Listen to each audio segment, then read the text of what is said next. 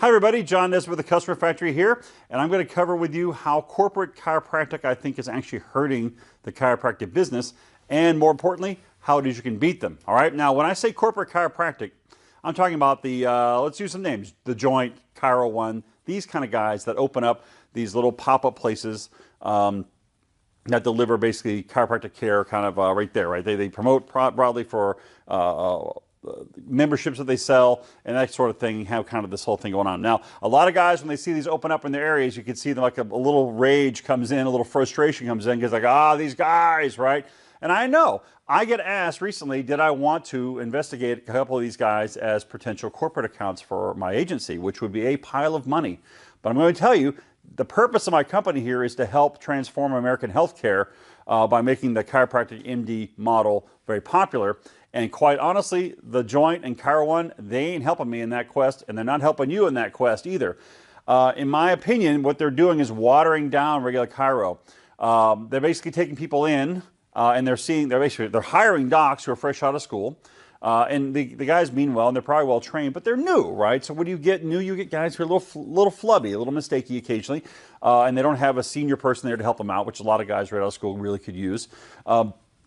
And so people go into these and they get the standard quick adjustment. They don't necessarily, in my opinion, and I'm not even a chiropractor, so I probably shouldn't even have this opinion, but my opinion is to get to the lowest common denominator chiropractic care. There's a big push to sell people on memberships. If you actually go on sites like Glassdoor and wherever else where people talk about their experience working there, it tells you acres about what it's like on the inside of those corporate environments, right?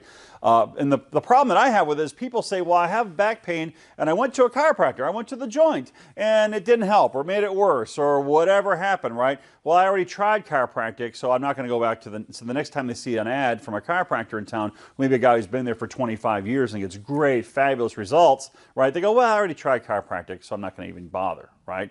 Okay, that's someone we've kind of lost forever. That's why I don't actually support that, and that's why I don't take them as clients. All right, now, how do you beat these guys? It is actually very easy to beat them.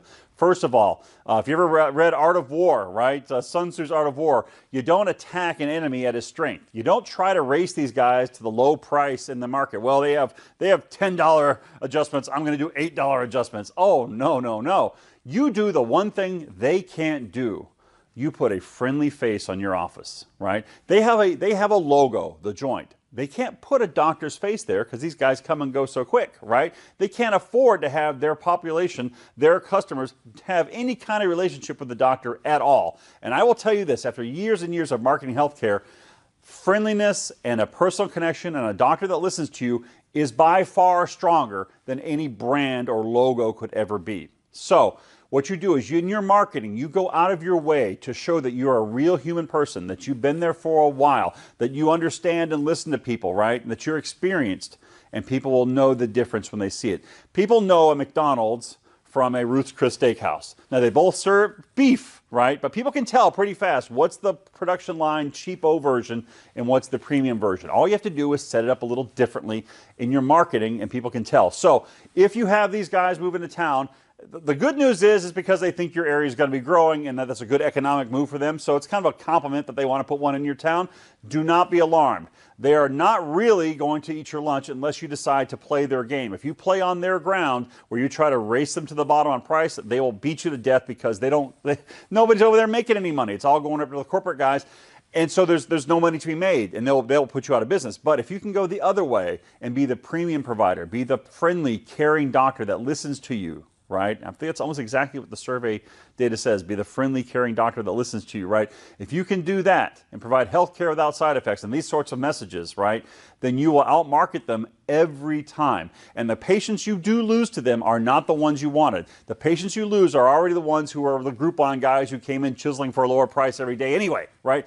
But you're not going to lose a lot of valuable patients to it, and it's very easy to outmarket these guys because they're really two-dimensional. All right? So don't worry about it, and I'll see you in the next video.